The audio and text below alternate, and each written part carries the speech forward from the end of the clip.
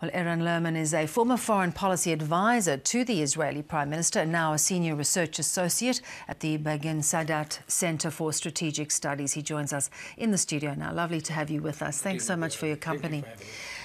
Benjamin Netanyahu, he's such a political survivor. Will he survive this current scandal?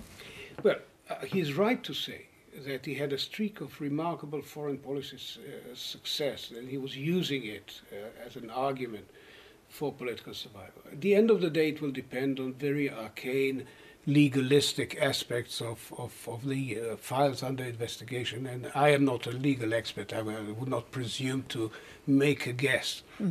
But I have to say that the argument he was making to his people today, that Israel has actually enjoyed a very remarkable rise in its international standing under his custodianship in recent months, is actually quite true. Interestingly enough, though, we've seen the King of Jordan go and talk to Mahmoud Abbas about this recent controversy at the AlAqsa Mosque. They are pressing for the United States to intervene to try and accept this two-state solution. There's been such little progress under his leadership in recent years. Well, the truth is there was a major effort under Secretary of State Kerry, 2013, 2014. He was willing to go along. The Palestinians ultimately told President Obama they will come up with an answer in a couple of weeks. It was been a very, very long couple of weeks. They never came back. So they walked away from the process.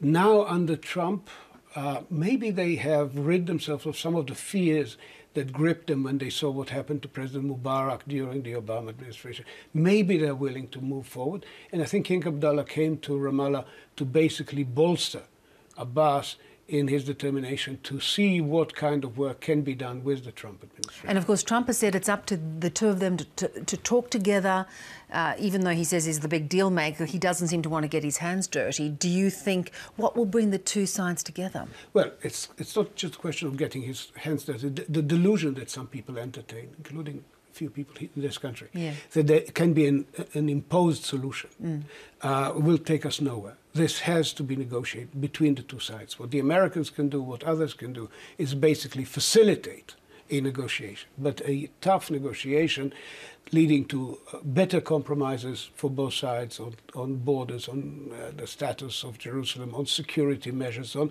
mutual recognition between the two national movements, all of this has to happen at the table. And we saw how deep things run at this recent dispute at the AlAqsa Mosque. How do you think both sides came out of that? Well, it's fascinating because I think what we actually saw was meddling, deliberate meddling, and maybe even by the Qataris and others who have an association with the Muslim Brotherhood, and a deliberate attempt to turn this into a religious issue.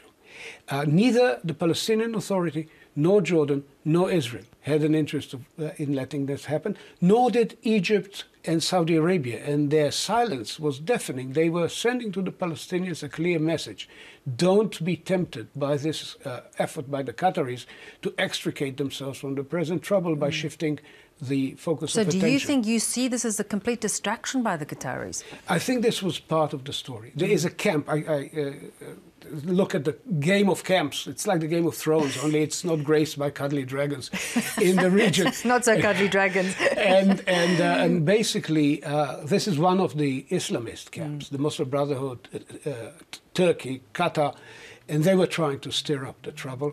And we needed to pour a bucket of cold water on hot heads, by the way, on our side and on their side. Well, it could be a new series, this whole region, of course. How do you see the Qatari crisis resolving itself? I mean, the demands have not been met. They don't look likely to have been met. Well, it will go on for a while. The Qataris have deep pockets, so they will try to resist. But ultimately, I believe Qatar is now isolated by its 5 other neighbors in the Gulf Cooperation Council. The Americans will try to facilitate an outcome that gives the Saudis and the Egyptians most of what they want in a way which will certainly rid us of the virulent, destructive incitement that flows out of Al Jazeera on a daily basis, the Arabic station. And what did you make, though, of Benjamin Netanyahu's desire to shut down the Al Jazeera within Israel? Do you think he'll do it? It's doable, and it just confirms that we are today together with the Egyptians, the Saudis and others in the region. I call it the camp of stability, looking at the same challenges, above all from Iran. Iran is the ultimate danger. We don't want a North Korea in our part of the world. 5-10 years down the road, we need to deal with the Iranian challenge first. But on that front, people say they are meeting their obligations under the deal that was struck with the US. Because the deal is so soft that why shouldn't they?